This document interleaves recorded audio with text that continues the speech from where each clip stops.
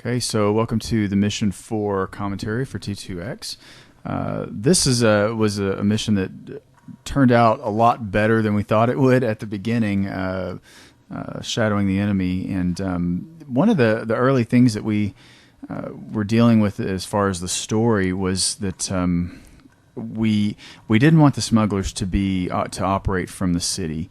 We've spent so much time in the city in both of the games, and we didn't want to get into anything radically different, but we did want to give Isaiah and the players a chance to get away from the city into someplace else, whether it be just the smugglers' caves that were somewhere far away, or if she travels to another city. But we wanted to explore kind of that possibility of removing her from that familiar element, at least for a couple of missions. And so the idea for Sunnyport came up, and one of the things we started doing right off the bat was, you've got this dark new sect or faction, the smugglers, who kill people and steal things, and they're smugglers, and so the idea was to contrast that with this place where they were from being called Sunnyport, and everything being bright and cheery, and just an absolute contrast to the city in many ways. So we had this problem of, where do these guys live? How does Zaya get to their hideout? I mean, what is she going to do? And so the obvious thing, the obvious answer to that is she's going to track them and follow them there, kind of like we followed Ramirez's guards and assassins, or the way that we followed Corporal whatever her name is, Mosley. Thank you. In Courier and Thief 2. So we wanted it to be part of it, but we also wanted there to be something different about that. How does she get there? And of course, then the idea for the train came about, the steam carriage that would also allow us to again speak to the timeline of Thief, that the mechanists are on the rise and building some things. They had the Cetus Amicus, the submarine, and they're venturing into these areas of technology where the Hammerites have not gone, and where it's really far beyond anything that we've seen in the city. And we thought that the steam carriage was plausible, and just give us a chance for some new types of gameplay and some exploration, things that we hadn't seen before in fan missions of the original game. Yeah, that was by far, I think, our biggest technical challenge over the whole project, was getting that to work. And at the very start, when we were discussing the idea for a train or a steam carriage, a lot of people were opposed to it because they didn't believe that we could make it work technically. Right. And as mission design lead, it was kind of my call at the time to guide the story and to determine whether or not I thought that we could get away with it. And I always thought we could. I always thought we could scale it and make it as extravagant or as scaled back as we needed it to be. And sure enough, we ended up being able to pull off a lot more than we thought we would. Well, do you remember in the chats, though, that there was, for a while, the idea was floating around about, no pun intended, but there was this idea floating around about using a Zeppelin. Do you remember that? Vaguely. Could we do we need to do something, some type of vehicle. They've already done the submarine, and the train's going to be too hard. Could we do a balloon? And I think that was discussed for a while, and then rejected, because obviously that would be just virtually impossible with the dark. Yeah, and it might not be quite as serious like a train. I think we could still make dark and steampunky and incorporate a lot of cool elements into it. So we decided to go with that.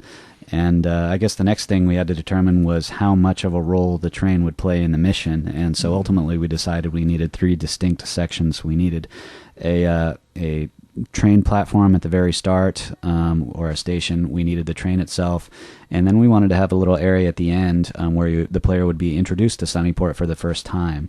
And that's really where Act 1 of the story kind of ends, and Act 2 begins when the player is first introduced to this new location following this new faction, the Smugglers. Right, and we were real excited about that. Was one of the most enjoyable things, I think, for the plot guys, was coming up with a new location, not a new location within the city, but this whole new area in the Thief universe. It's never been explored before, which of course you can do in fan missions and stuff. But it was just neat that we were going to get to take her there and be there for 3 or 4 missions, and that meant that we had to flesh the whole thing out.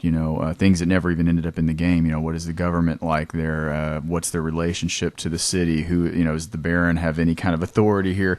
What's the police force like? What are the locals like? What's the weather like? I mean, everything that we possibly could. Of course, a lot of that never ends up in the game, but it helped us to kind of, as much as the city is a character, you wanted Sunnyport to be a character too, and so we kind of got into all that.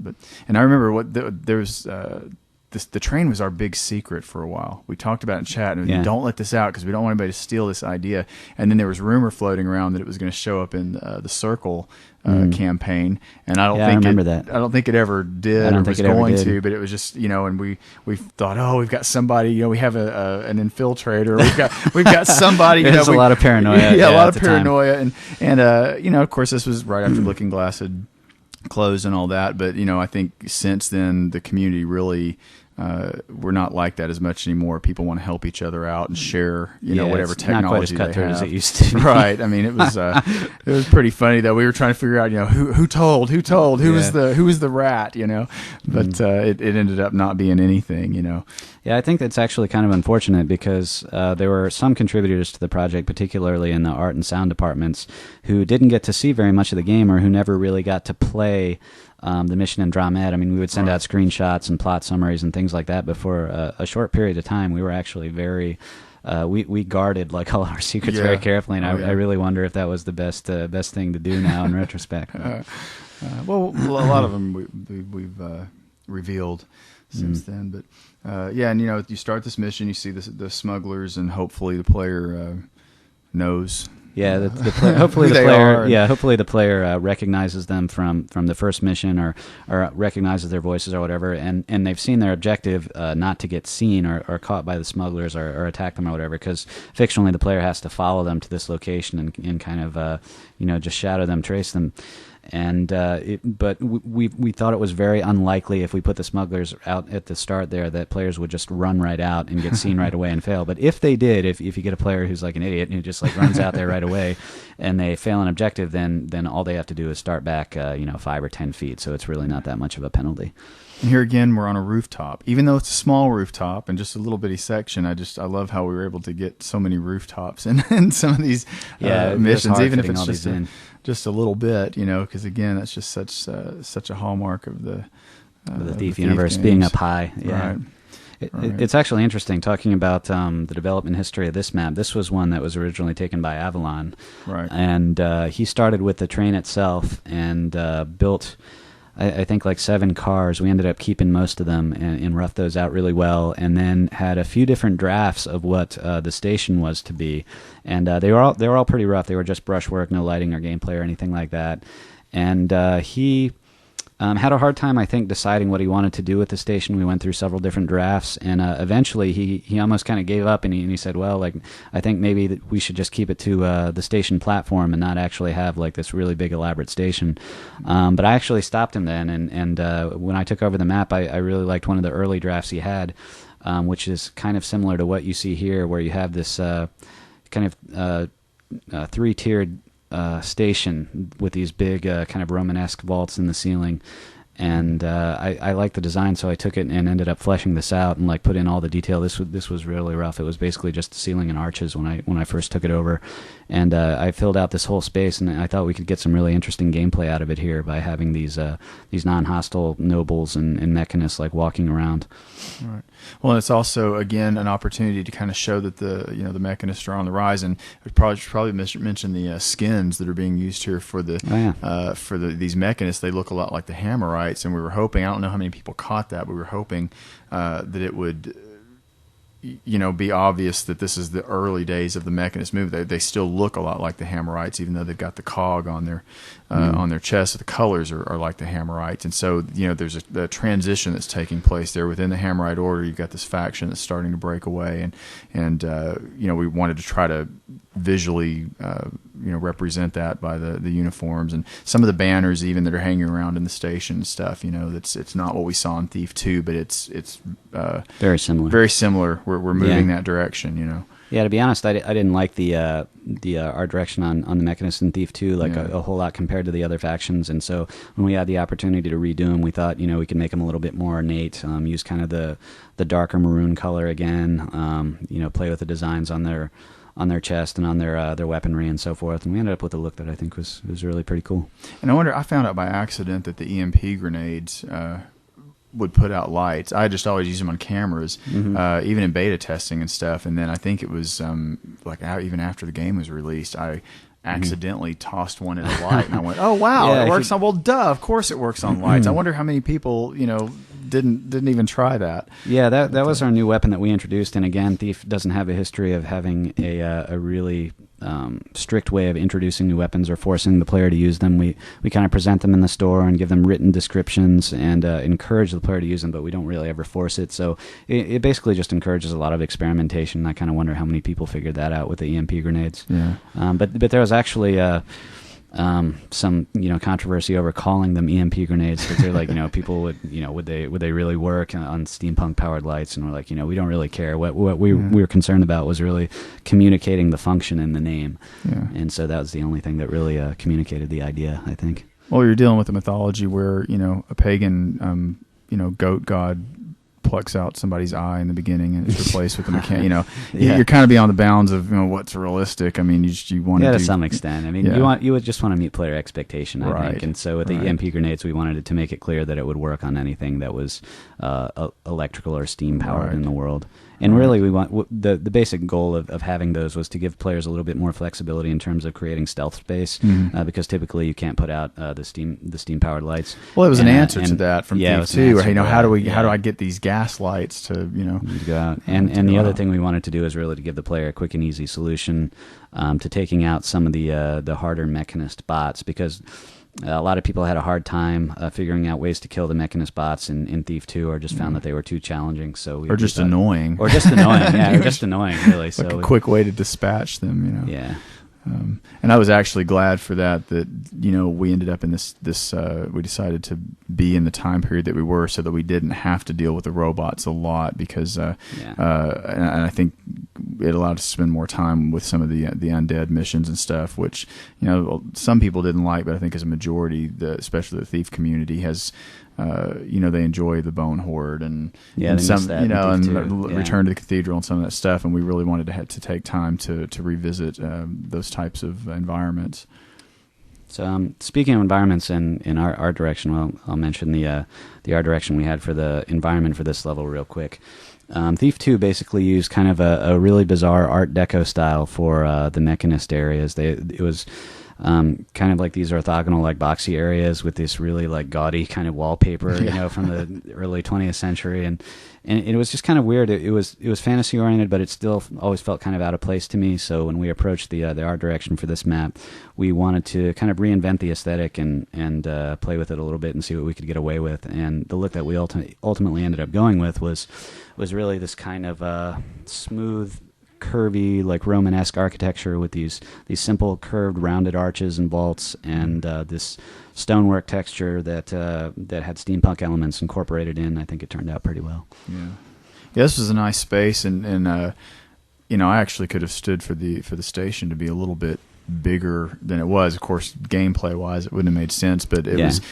This was a real unique environment that I don't think we'd really been in a space like this in the original games, and I don't think we get back into it in this expansion either. But it was a nice little diversion, from what we normally see.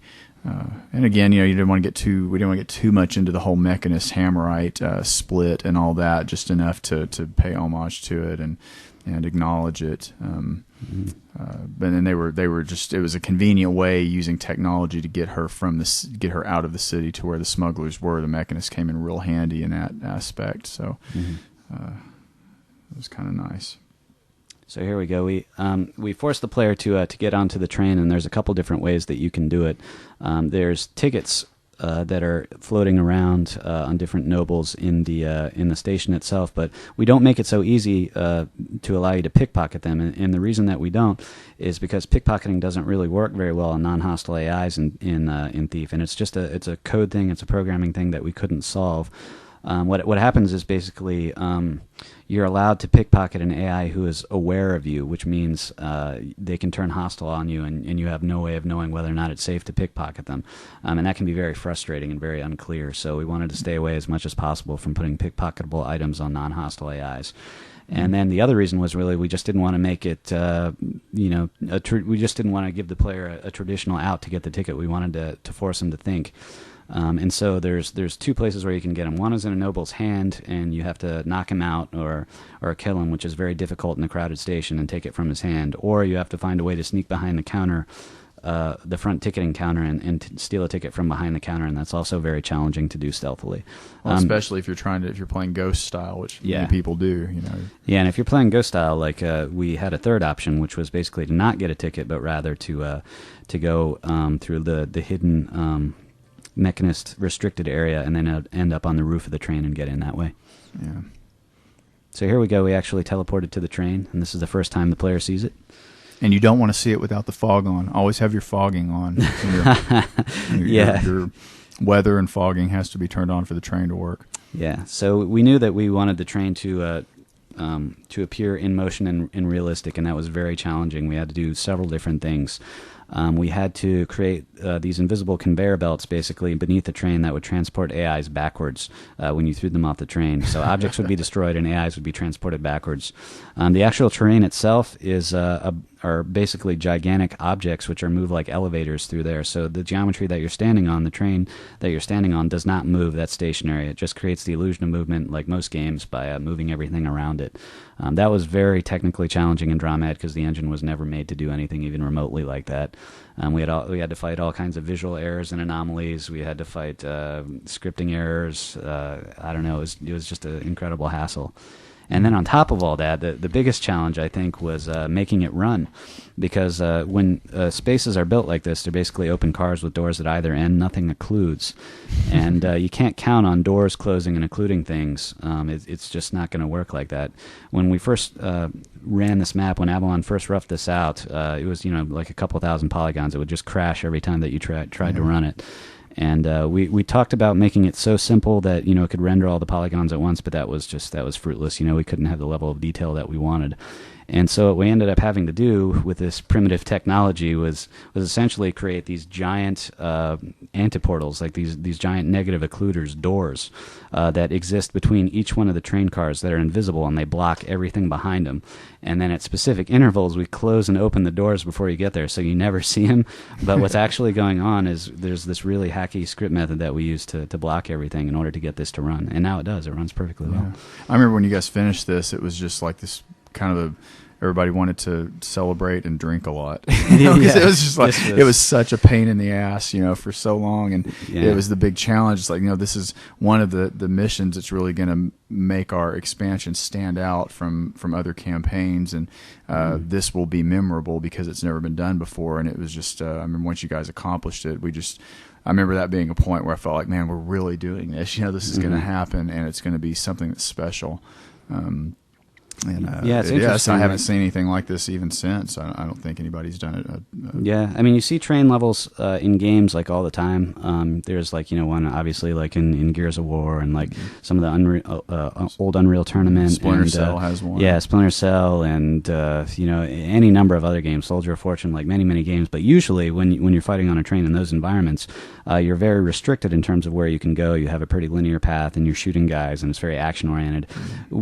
I've never really seen an exploratory game where you're allowed to really go and look at everything like while the train is moving, and that's really what we wanted to do. We wanted to allow the player to go anywhere, like above the train, below the train, like in different hidden compartments, and really get the same kind of exploratory gameplay that they'd get elsewhere in any other mission, but make it on this gigantic moving object. Well, and that's the thing. I mean, you've got some stuff like that in No One Lives Forever. I think there's a plane mission, and there may even be a train one. I can't remember exactly, but I know you're not. you don't get off, you don't climb on top of the train and see the train moving by. That was the challenge, was to, I mean, it would have been real easy to come up with a cheesy way to block out the windows and have no balconies, side balconies or doors. Yeah. But, we felt like that was cheating, Yeah, I always thought worst case scenario, that's what we would do in order to get this map to work. But fortunately, we didn't have to. We were able to do this big, expansive map. And the thing was, it was crucial because if we can't get the train to work, we have to bring the smugglers closer to the city or even put them in the city, which totally cancels out the idea of going outside of the city to a new location for their hideout. If she can't take some kind of fast transportation to get a long way away, what do you do? So it was a lot of our whole fiction with the smugglers really depended on this working. So we were kind of holding our breath, waiting for this train to work. And then once it worked, we felt like, okay, was a pretty big obstacle, not just technically, obviously, but also I know all the riders breathed a sigh of relief because we were trying to figure out at that point if this doesn't work. I don't think we even discussed this with you, but I remember some conversations like, "Oh God, if this train doesn't work, what the hell are we going to do, man?" Because we're going to have to write around that. Put all our eggs in this basket. Put all your faith in me. Thanks. Right? Yeah, we knew you could come through, man. No, I mean, I knew we could get it to work in some form or another, but we did work on it for a very long time. I think we started working on it like 2.5 years before we finished, and we were working on it literally like every month up until the time that we were done.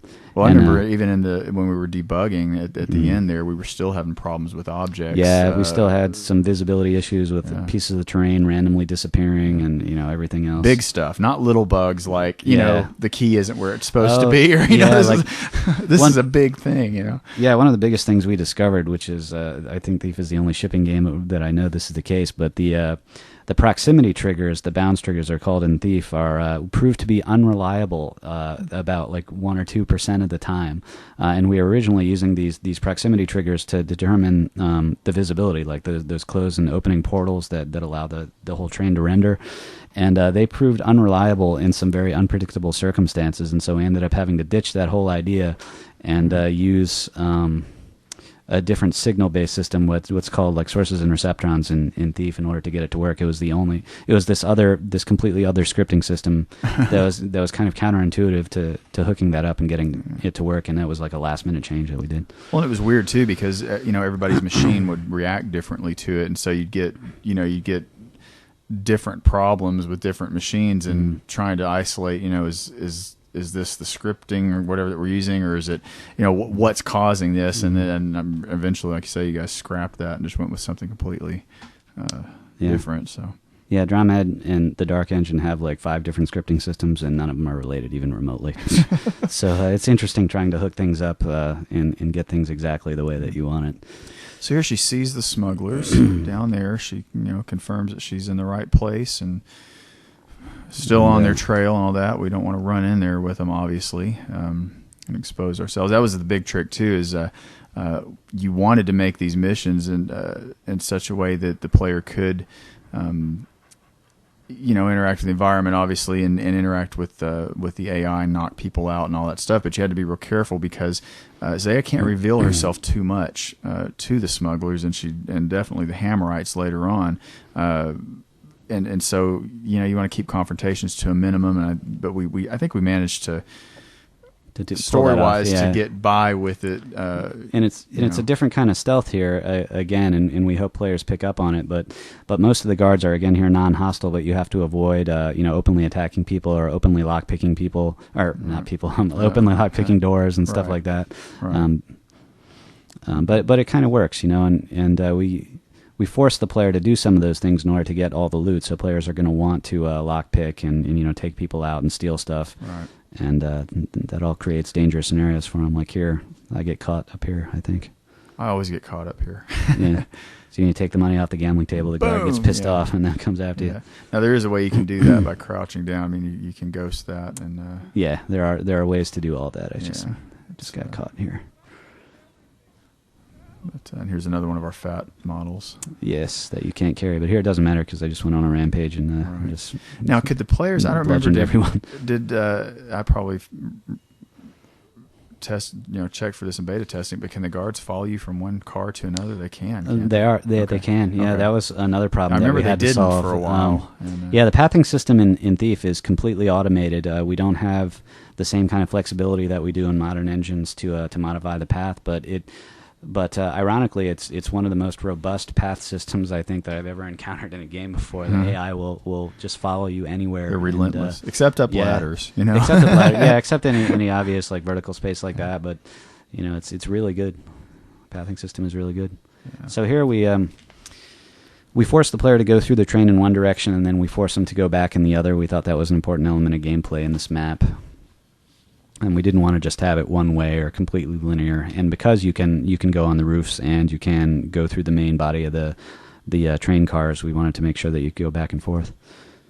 And most of these themed cars originally came from Avalon. The final look and the lighting and the final polish and everything was done by me, but Avalon is the one who came up with the different themes for the cars. So we have like a dining car, a sitting car, a gambling car. We have the sleeping car, we have the kitchen, and then at the very end we have kind of like the specialty suite car, which is where the nobles are dancing and we definitely wanted to make sure it wasn't just like a third class passenger train. This is an invention that the mechanists are using as a bid for the affection of the nobility. It's a posh thing that only wealthy people can afford, because you remember that's who they ended up in Thief 2. The servants all ended up in the houses of most of the nobility. So I don't know how many people picked up on that, but it was definitely something in our minds that this needs to be whatever it is. It needs to appeal to not the working class, but the lords and the ladies and all the people with a lot of money, because the mechanists are trying. Karras is on this mission to endear himself to those people, and this posh train that goes to this tourist town of Sunnyport is definitely a step in that direction for him. Yeah. So now we're in Sunnyport. I love Sunnyport. Yeah, this mission or this part of the mission was developed by Duncan. We actually had an original designer at the very beginning of the project building one of the maps, Mission 5, the next map exclusively, which only contained a part of Sunnyport. And that didn't work out for a variety of reasons, but we felt like when Duncan came on board, rather than try to build each part of Sunnyport separately, we thought it would make more sense for him to build the entire town and then incorporate that into different missions. And so here you see like a little corner of that. Right, and we had to block certain sections off for different things. And this originally through here was Smuggler fleshed out caves. originally. The tourist section of not the smuggler caves that we go to, but there was the original smuggler caves way back that the Hammerites cleaned out years ago had been turned into a tourist attraction event, and I think Duncan had actually fleshed all that out at one point in a build, and it was too much, and there wasn't really a purpose for it. And we decided it was a little confusing. Right. So the idea being that the smugglers are able to operate in this town here without anybody knowing about them, or without anybody really recognizing the fact that they're smugglers. Right. And here again, I talked about the contrast of the evil and the wickedness of the smugglers being contrasted with this nice, bright, touristy, glossy town of city of Sunnyport. They're using as a front, not a weapons shop or a metal shop, or it's a candy store. Because we just wanted to make it as much of a contrast as possible. These rough looking guys with the full beards and the raggedy clothes and all that, running a candy shop. I mean, it's kind of obvious what's going on there, but I just thought that was an interesting little interesting piece of fiction. Yeah. And so you have to follow them all the way through the city here. This actually directly harkens back all the way to Thief 1 and the Mission Assassins, where you have to follow these guys through the city until you reach your ultimate objective at a mansion. And this is pretty much almost lifted identically in terms of gameplay. You have to follow these guys and not be seen when they look back at you. So it's pretty straightforward stealth, but it works, and And I thought it was just the right amount too. We don't want a whole. We've done the thing of following people so much, twice really in the second game, and then of course once in the first one. So to have a whole mission like that would have been a little ridiculous. But this just seemed like the right amount. And you have to give props to Duncan for kind of making this a short little space. It's a short little space, but you still get to kind of get an idea of what the city is, what Sunnyport is all about, what it's like, and there's some readables along the way if you want to stop and and read them, you know, and so you get to see all that. Plus, now you're even in the rundown part of town, so you recognize that while it's a tourist attraction, there's a seedy side of town and as well, yeah, some rundown places, and that's obviously where these guys are hiding out. We had some. I didn't have a lot of specific ideas about the smuggler caves that we're going to be at in the next mission, but we definitely had some real specific desires for Sunnyport, and Duncan just came through beautifully, and it was exactly what we envisioned in the plot meetings for this environment. And we'll get to talk about that a lot more in Mission 8 when we get there pretty soon.